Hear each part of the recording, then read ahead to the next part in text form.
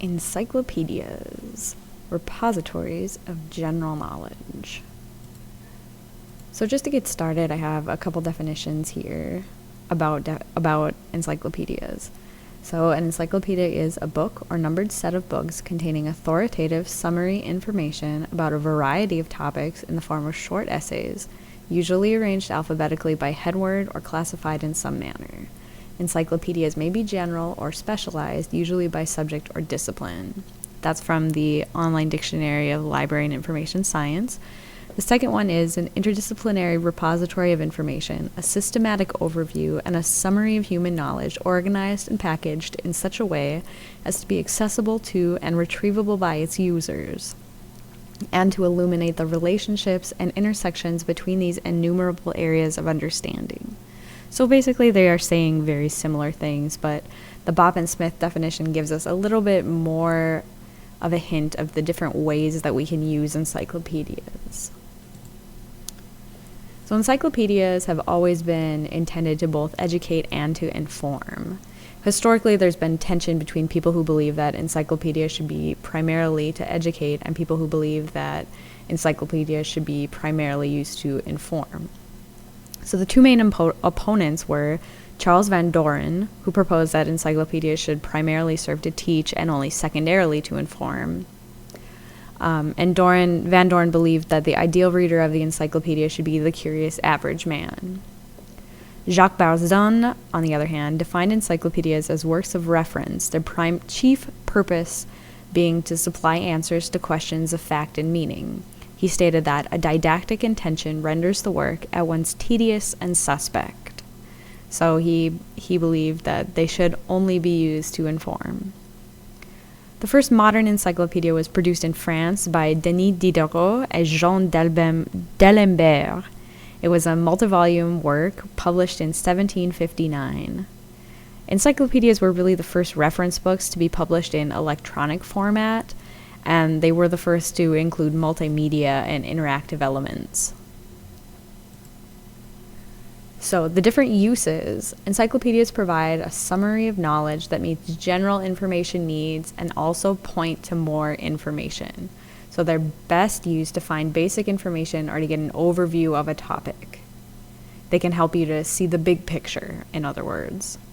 Many information professionals will go to the encyclopedia to do pre-search or to get a broad overview of a topic and an idea of where to go to do more detailed research. So a place to go to kind of start to get an idea of where to go. As mentioned, encyclopedias are not often updated from year to year, or if they are, a supplement is issued once a year to update the set.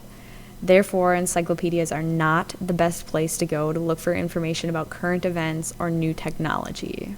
That information is better located on the internet or in current journals and magazines. It's also often hard to find information about complex queries in encyclopedias. For example, if you're looking for information about the influence of James Joyce on Samuel Beckett, you'll have better luck finding that information in a book.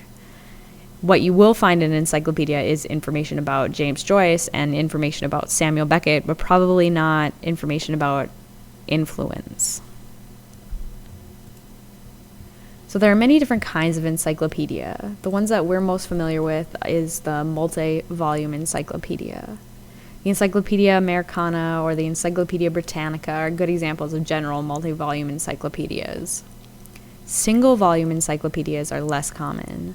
They are generally not updated on an annual basis, but they are less expensive than multi-volume sets. They're arranged like dictionaries. Encyclopedias for children and young adults can either be a single volume or multiple volumes. The main difference between general encyclopedias and encyclopedias for children and young adults is the writing style. Encyclopedias for children and young adults are written at a much lower level, so they're accessible to beginning readers. World Book is a good example of an encyclopedia for children, or Compton's, which is published by the Encyclopedia Britannica people. Subject encyclopedias provide in-depth coverage of a single subject area or discipline. Subject encyclopedias are primarily intended for students and subject specialists. So you probably won't find a lot of subject encyclopedias in your in your school library. You probably will find more of them in a public library or in an academic library. Lastly, there are encyclopedia yearbooks or supplements. So these are slim volumes that are issued yearly to bring the contents of a multi-volume encyclopedia up to date. So it is much, much less expensive to publish a yearbook than to buy a whole new edition of an encyclopedia. When you're evaluating encyclopedias, you want to look at many of the same factors that you look at when evaluating dictionaries. You should look at the scope. What does the encyclopedia cover? What dates? What topics? How in-depth is the coverage? Consider the publisher and editor's authority. Is it a reputable publisher? Have you heard of them before? You will want to look at the writing to determine what kind of audience is intended for this work. If the work says that it is intended for children, is the writing style suitable for children? Check out the encyclopedia's completeness. Does it cover everything in a specific area? Does it have noticeable gaps? You can easily determine the arrangement just by glancing through. You can tell if the articles are arranged alphabetically or in some kind of other order. Just glancing through, you can also see if there are a lot of cross-references in the encyclopedia, so articles giving references to other articles or outside articles that are cited. The last thing you want to check for, and probably one of the most important things you want to check for, is accuracy. What is the publication date of the encyclopedia? What kind of coverage does it have compared to other sources? Are the articles objective and free from bias? There are some special considerations for electronic encyclopedias that you want to keep in mind while you're evaluating.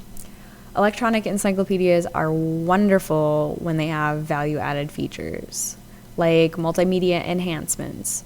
So they maybe will have links to external websites, streaming video, audio files, that kind of thing. So when you're evaluating them, you want to make sure that the electronic encyclopedia has the same information that the print encyclopedia has. It should not have less. It should have the same information. And it should have some sort of value-added feature. It should have some sort of multimedia enhancement. The access points in an electronic encyclopedia should be better. It should be easier to find the information. There should be multiple ways to find the same information. So these are the features that make an electronic encyclopedia worth its dollar. So now we're going to look at some encyclopedia examples. So these are all from print. We have the Encyclopedia Britannica Micropedia. So there are two parts to the Encyclopedia Britannica. There's the Micropedia and the Macropedia. The Micropedia has shorter articles, like you can see here. It's intended to be a ready reference tool, so something that you can use to quickly find facts or information. The Macropedia, on the other hand, contains longer, much more in-depth articles. This whole page and several others after it are devoted to a long article about nanotechnology. The article has large illustrations, charts, graphs. So this is pretty indicative of what you would see in the Macropedia. Lastly, we have the Compton's Encyclopedia, which is published by the Encyclopedia Britannica people. It's intended for a younger audience. You can see that the article has a lot of big pictures. It's got a timeline at the top. There are breakout boxes. So the article itself doesn't take up a huge percentage of the page. So those are the main encyclopedias that you are probably going to be looking at. There are subject encyclopedias, but they look pretty similar to a general encyclopedia.